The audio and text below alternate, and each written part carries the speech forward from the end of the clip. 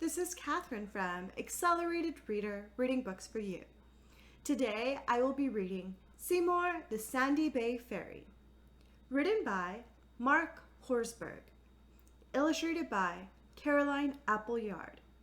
Before I begin reading, I would like to give a big thanks to the author for sending me this book to read on my channel. In the description below, I've included links where you may find and purchase this book. Don't forget to like and subscribe. Seymour, the Sandy Bay Ferry. Seagull poo, not today of all days, winced Seymour.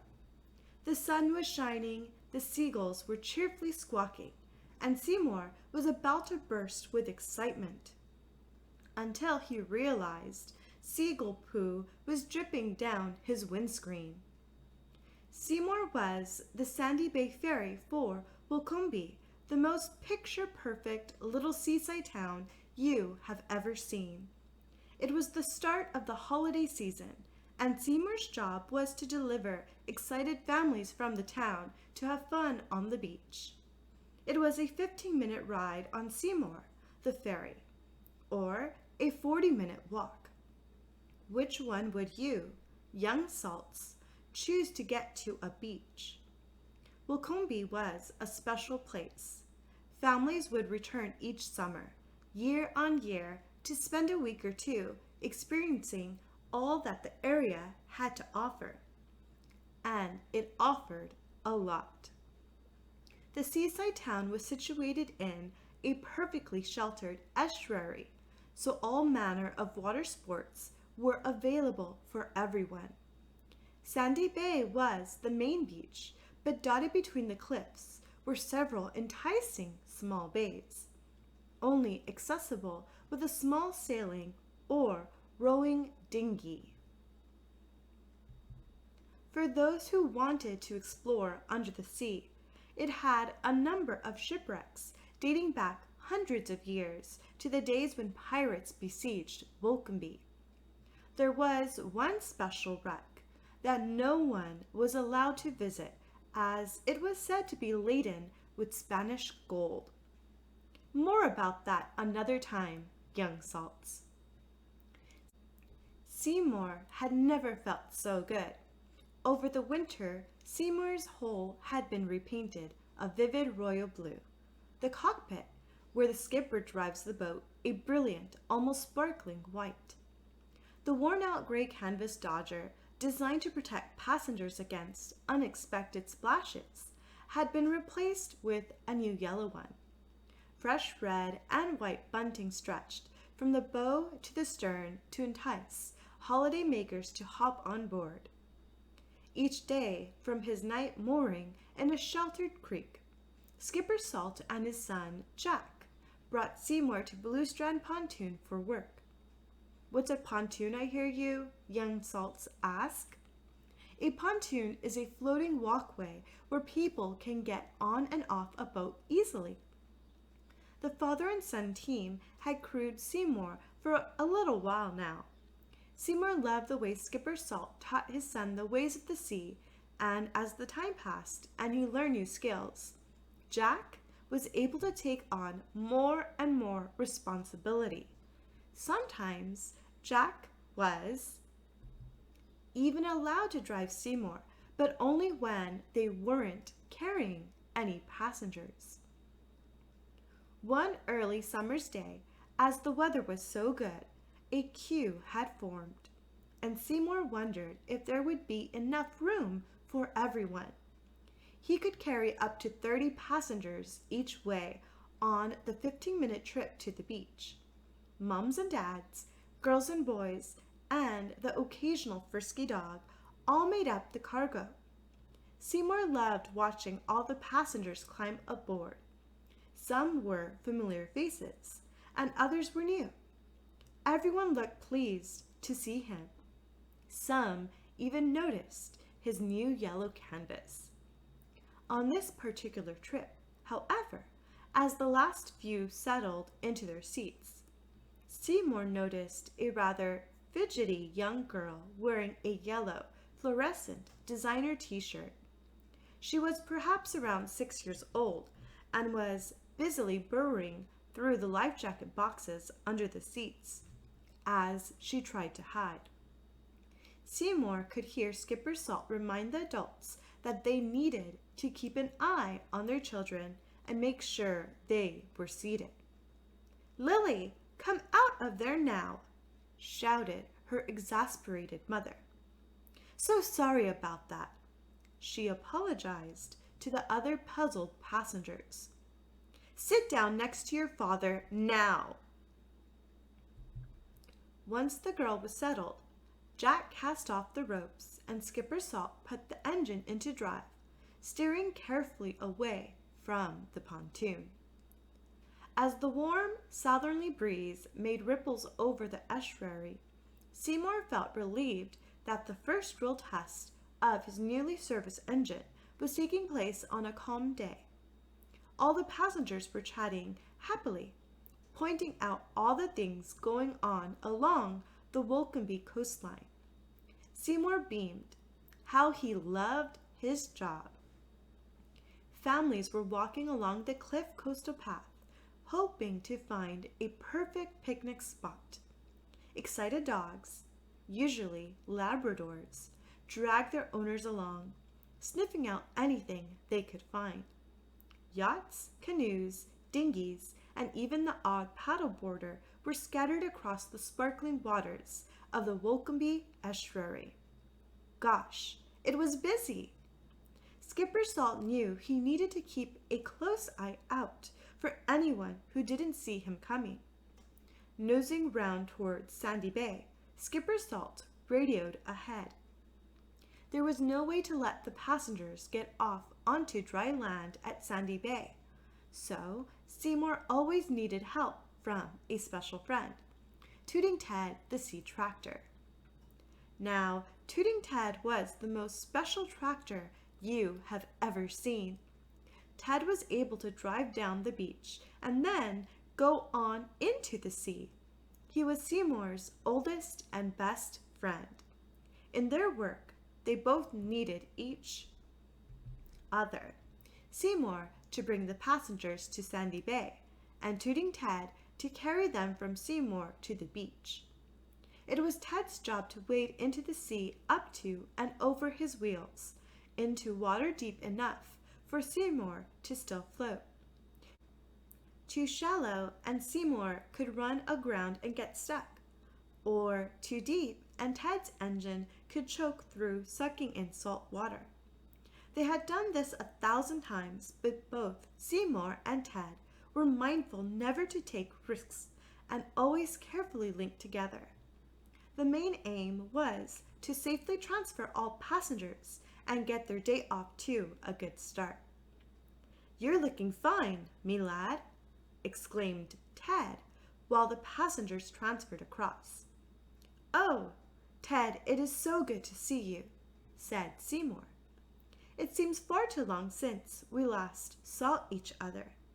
"Yes, I've had a makeover, a thorough service of my engines, and a lick of paint. I am so lucky. What about you?" As Seymour looked closely at his dear friend, he could see that the same care and attention had not been given to Ted. The sun-scorched canvas that ran the length of the tractor deck looked tired and worn out.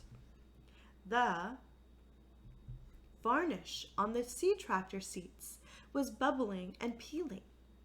Usually, all these jobs would have been completed during the winter months, but this year, nothing.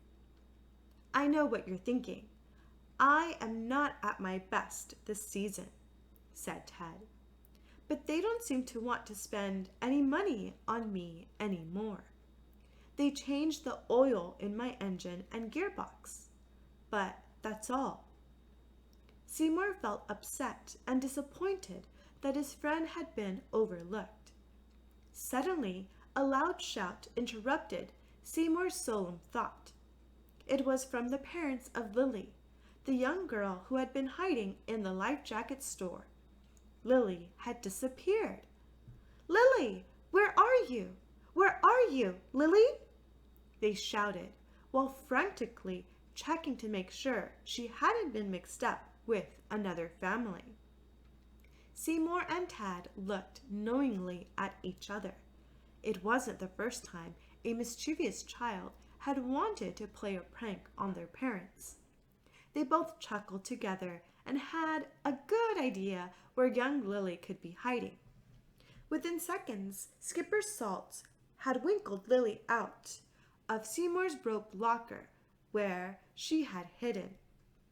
Skipper Salt then handed her back to her relieved parents. Lily was smothered with kisses and hugs from her mother, who then led her along the gangway onto Tooting Ted. In contrast, her father, as he sat down opposite them, gave her a rather cross look. Thankfully, they all then settled on Ted's seats as he drove off through the shallow water towards the beach. "See you soon, Ted," shouted Seymour as he headed off back towards his pontoon at Walcombe Bay. "Looking forward to it. I can't wait to hear all the news from the town and—" But Ted suddenly stopped speaking. He realized Seymour wouldn't be able to hear him anymore as the ferry was powering back to Walcombe Bay. Young Lily, hiding, had delayed Seymour, and Seymour hated being late. The days seemed to pass very quickly. 11 o'clock suddenly turned into 3 o'clock. Seymour and Ted had been so busy that they had even worked through their lunch break. Beautiful sunshine and calm sea conditions had brought everybody to Walcombe Bay for a good day out. Restaurants, snack bars, coffee shops, and pubs were bursting with customers. As Seymour reached Sandy Bay on his 6th trip of the day, he noticed young Lily clambering over some rather jagged rocks, being hastily chased by her father. "Let's play hide and seek, Daddy! I am going to hide!" She could be heard shouting excitedly as she ran off. Seymour knew it was Lily because she was still wearing the same fluorescent t-shirt. It was very wise of her parents to choose such a noticeable outfit, but not lucky for Lily, as her exasperated father soon spotted her amongst the rocks. "I've been watching that child run away from her parents most of the day," exclaimed Ted. "She's been running in between my wheels and trying to climb onto my back axle. Luckily, my driver, Tom, caught her in time before she hurt herself. Those parents have spent most of the time on their phones and not watching her. I feel sorry for the little lass. Dad has caught up with her now. Yeah, he is carrying her. Young Lily is laughing, but her father looks cross and is now talking sternly to her," observed Seymour. "4 more trips and I think we will have earned a rest. My engine cylinders are feeling a little hot, and Skipper Salt is going to check my fan belts when we finish. See you later." Seymour turned once again to head back to Walcombe Bay. Tooting Ted drove steadily back to Sandy Bay Beach, disembarking only 10 passengers this time. He knew the rush would start after 4:30, when the sea breeze would make it chilly, and pangs of hunger would drive people back to town. He hoped that some of his earlier passengers would decide to walk the coast road back to town, but this was unlikely. Ted's wheels were weary, and the falling tide meant that on each run to reach Seymour, he had to travel further. He would be glad when the last passengers had gone. It had been very busy. Ted and Seymour had worked hard and continued to safely deliver many more passengers. So when Skipper Salt declared it was the last delivery of the day, they were both relieved. "So good working with you again, Seymour. I hate winters when I'm parked on my own. Tomorrow, you must fill me in about the new lifeboat, Ted gossiped happily. I need to find out myself. When I tie up tonight, I will be with the others who will know more, replied Seymour. Good. I will really look forward to seeing you tomorrow, Seymour. Weather permitting, of course. Toot, toot. Seymour nodded. Windy days meant Seymour stayed away. He suddenly felt a little sad for Ted. Every night Ted was parked up all alone on Sandy Bay Beach. He didn't have anyone to talk to or share the day's stories with. In the past, this hadn't bothered Ted, but Seymour felt something had changed, and Ted needed a friend. The evening brought changes to the Walcombe Bay estuary. A queue of passengers had formed ready for the short ride to Seymour, including little Lily in her fluorescent t-shirt. As Seymour waited in deeper water for Tooting Ted and the last passengers of that day, he watched the holidaymakers, young and old, packing up their towels, windbreakers, cricket sets, footballs, paddleboards, and snorkels. The crowd of small pleasure craft seen earlier was replaced by goal-chased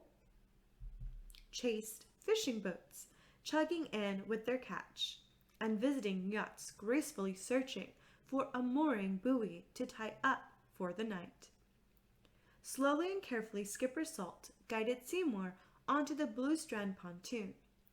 Crewman Jack jumped off to tie Seymour securely. However, without warning, a small fluorescent figure seemed to jump at the same time as Jack.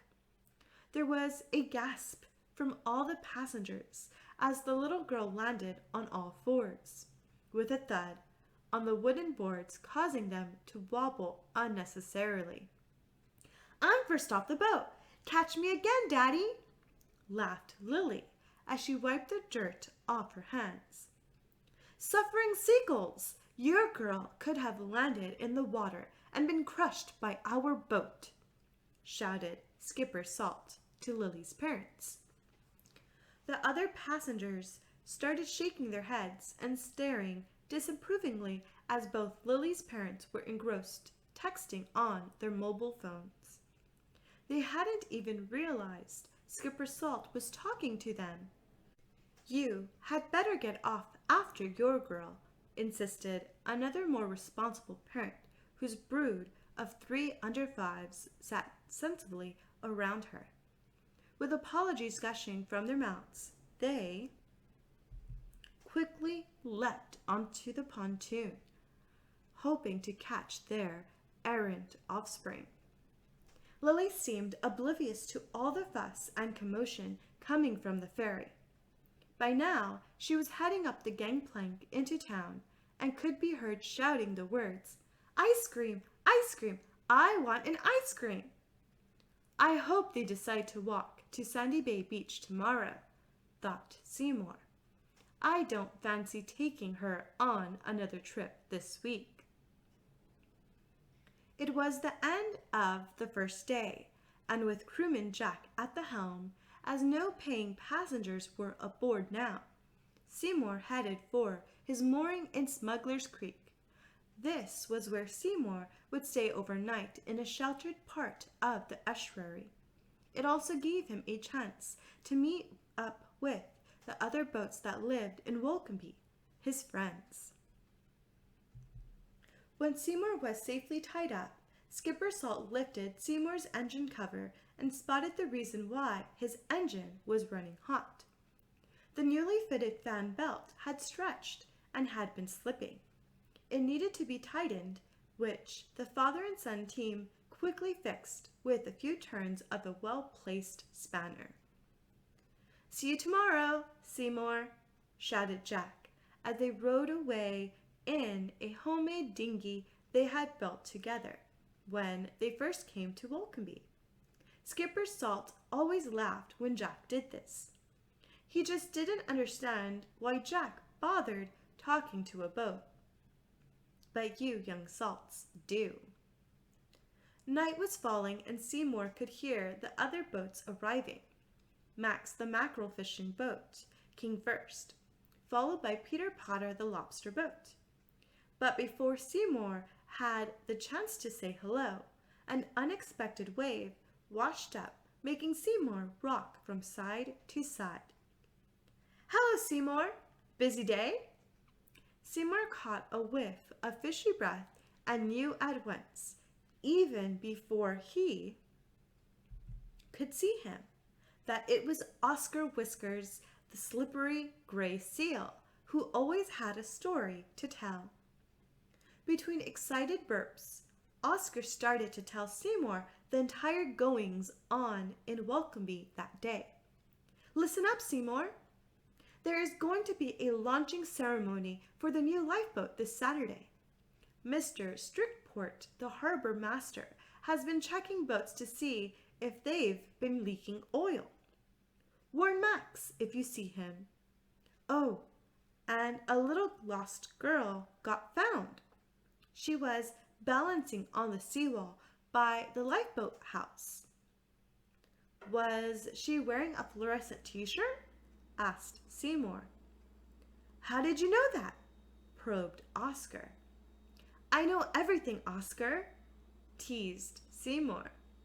"Well, it's normally me that tells you everything," Oscar hissed, as he swished around Seymour, disturbing the still water. However, Seymour took no notice.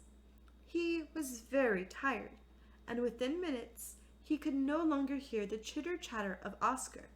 He was dreaming about the day's adventures and what was in store for tomorrow. Seymour hoped Tooting Ted the sea tractor was tucked up safely and wasn't too lonely. The holiday season had started, and he was sure there would be more excitement ahead. The end.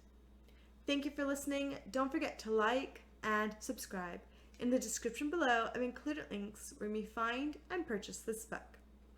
Also, stay tuned. I will be reading Seymour and the Lifeboats.